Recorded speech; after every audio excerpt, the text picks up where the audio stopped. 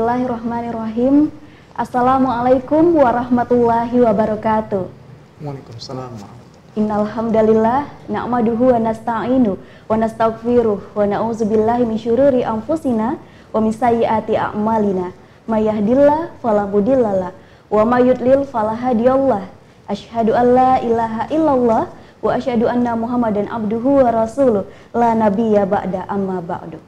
Bismillahirrahmanirrahim. Rabbi shrahli sadri wa yassirli amri wahlul 'uqdatam min lisani yafqahu qawli. Amin. Puji syukur kepada Allah Subhanahu wa taala, salawat kepada Nabi Muhammad sallallahu alaihi wasallam.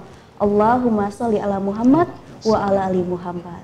Alhamdulillah pemirsa setia Tanjung Pinang TV di rumah dan dimanapun berada, kita kembali menyaksikan program Mulianya Ramadan, bersihkan hati, sucikan diri. Dan di episode kali ini alhamdulillah kita masih diberikan kesempatan tentunya dan juga kesehatan bisa menjalankan ibadah puasa, dan semoga insya Allah puasa pemirsa di rumah bisa sampai berbuka nanti ini yang sudah bersiap-siap untuk membuatkan sajian takjilnya untuk berbuka nanti. Alhamdulillah, Masya Allah. Nah, di pemirsa, berbicara tentang puasa, bagaimana kita menahan diri dari makan dan minum. Tapi ternyata bukan itu saja, banyak indikator-indikator yang harus kita perhatikan untuk menjadi ataupun membuat amal ibadah puasa kita itu menjadi sukses tentunya dengan mencapai ridho Allah dan juga amalan. Nah, alhamdulillah di studio sudah hadir Al-Ustadz kita, yaitu Ustadz Muhammad Zaini MKOMI. Assalamualaikum Ustadz. Waalaikumsalam warahmatullahi Mbak Asa. Kaifa haluk Ustadz? Alhamdulillah bikhair, kaif hal? Alhamdulillah bikhair Ustadz. Nah nih Ustadz, tema kali ini nih kita kembali lagi berjumpa nih Ustadz, kita membahas yaitu 5 indikator puasa yang sukses. Nah sebenarnya nih puasa yang sukses ini seperti apa nih Ustadz? Nah, tanpa berlama-lama langsung saja saya persilakan Ustadz untuk menyampaikan tausiahnya kepada pemirsa di rumah. Tafadhal Ustadz. Baik, terima kasih. Syukron Ukhti Asa yang telah memberikan kesempatan. Pemirsa Tanjung Pinang TV yang dirahmati dan dimuliakan Allah Subhanahu wa taala. Bismillahirrahmanirrahim. Assalamualaikum warahmatullahi wabarakatuh. Waalaikumsalam warahmatullahi wabarakatuh. Bismillah walhamdulillah wassalatu wassalamu ala rasulillah wa ala alihi wa mawala.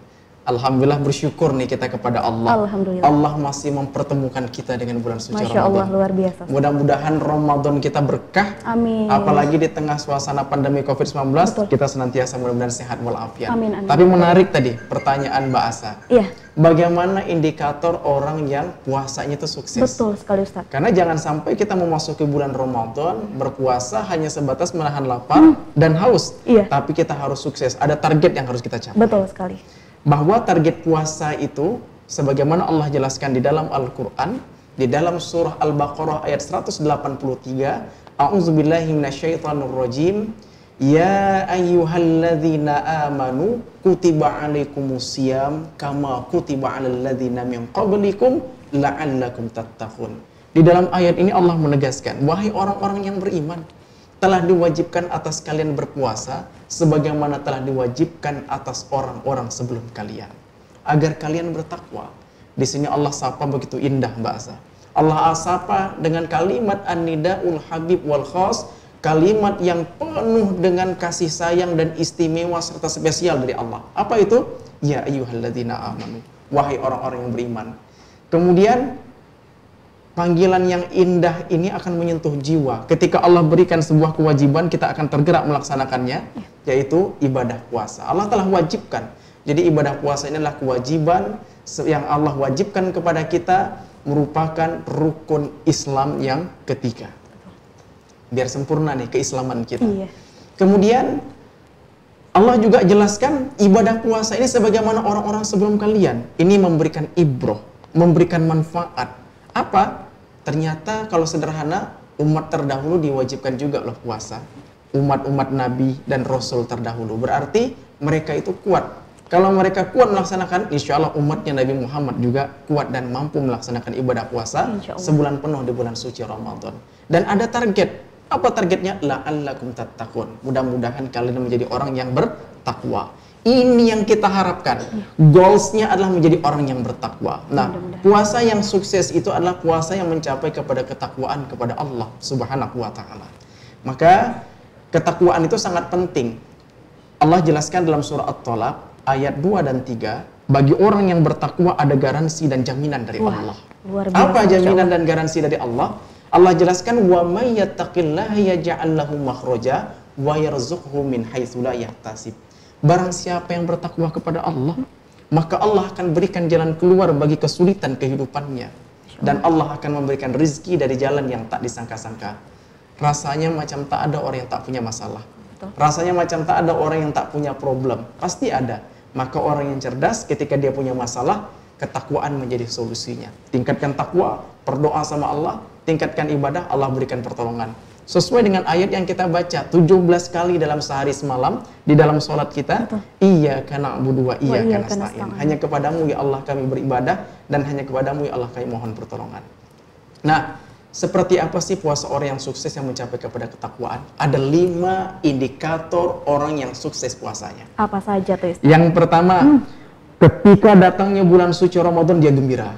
Oh, ini dulu nih. Makanya ulama terdahulu 6 bulan sebelum datang bulan suci Ramadan mereka selalu memohon, berdoa kepada ya Allah pertemukan kami dengan Ramadan. Ada doa yang sangat masyhur dibaca oleh kaum muslimin yang sering mungkin kita amalkan, Allahumma barik lana fi Rajab wa Sya'ban wa balighna Ramadan. Ya Allah berikan kami keberkahan di bulan Rajab dan Sya'ban dan sampaikan kami dengan bulan suci Ramadan. Sebuah harapan Allah pertemukan dengan bulan yang mulia, bulan yang berkah. Dan kemudian kenapa kita harus bergembira dengan datangnya bulan suci Ramadan? Harus bersuka cita ya, Ustaz. Kenapa kita harus bersuka cita dengan datangnya bulan suci Ramadan? Rasulullah Sallallahu Alaihi Wasallam bersabda yang diriwayatkan oleh Imam Bukhari dan Muslim, beliau menegaskan, qad ja'akum Ramadhanu syahrun mubarak, iftaradallahu alaikum siyamahu, tuftahu fihi abwabul jannah, wa tughlaqu fihi abwabul jahim, wa tughallu fihi syayatin, fihi lailatun khairun min alfi syahrin, man hurima khairaha faqad hurima. Kenapa kita harus bergembira? Kata Rasulullah SAW, telah datang kepada kalian bulan suci Ramadan. Bulan Ramadan ini adalah syahrun mubarak, bulan yang diberkahi. Amin. Di dalamnya Allah telah mewajibkan ibadah puasa. Di dalamnya kesempatan Allah membuka pintu-pintu surga. Di dalamnya kesempatan Allah menutup pintu-pintu neraka. Dan di dalamnya kesempatan Allah membelenggu semua syaitan-syaitan yang mengganggu manusia.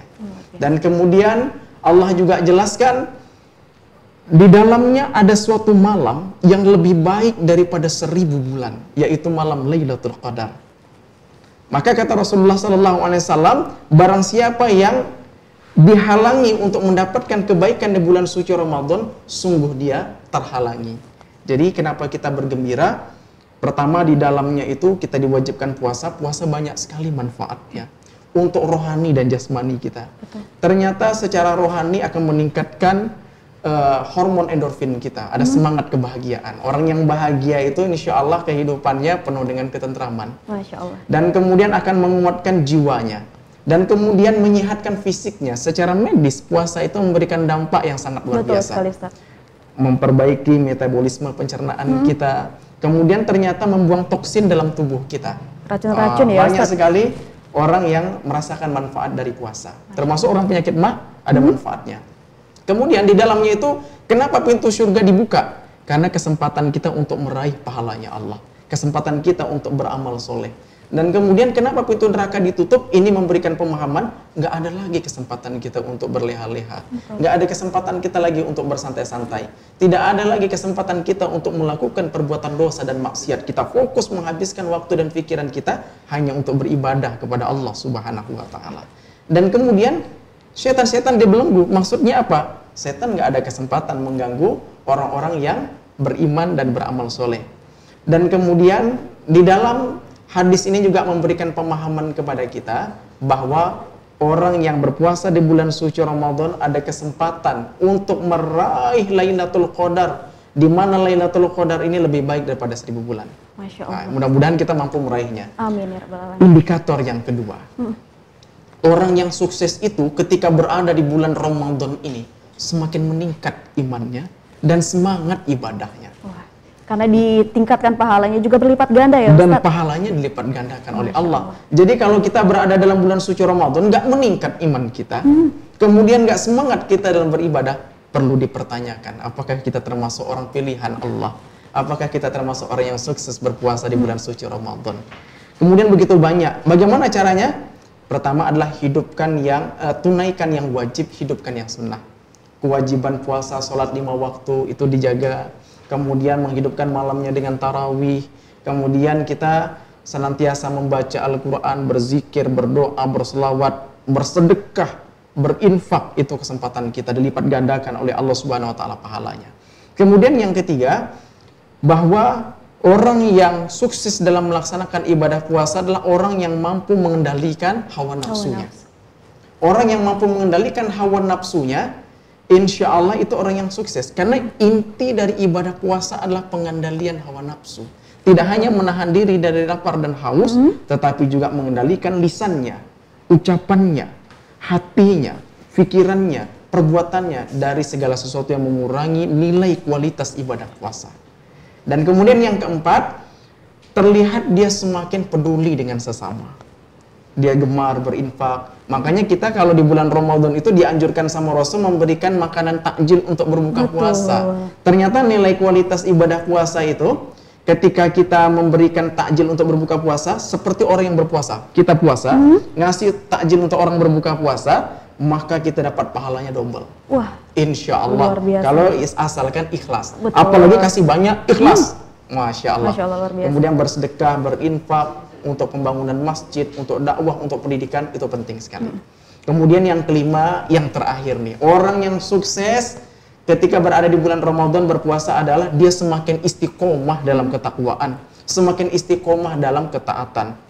Makanya Rasul menegaskan, ahabbul a'mali ilallahi ta'ala adwamuha wa in qalla.